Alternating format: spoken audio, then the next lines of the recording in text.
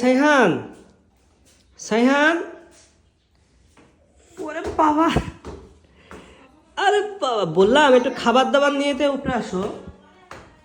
এই বললাম একটু খাবার দাবার নিয়ে আসো। মাথায় টুপি পড়ছো কেন? তুমি কি হুজুর হয়ে গেছো? হ্যাঁ, এই মাথায় টুপি পড়ছো কেন? তুমি কি হুজুর হয়ে গেছো? হ্যাঁ, বটি কিন্তু তখন যাও না। টুপি পরে তুমি কি করছো?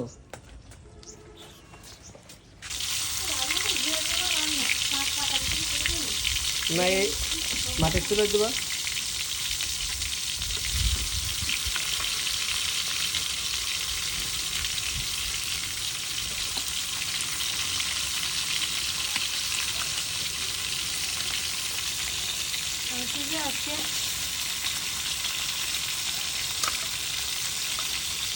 ওরা বললো কেন যে মাছ ঝোল খাবো না, তার শরীরে মনে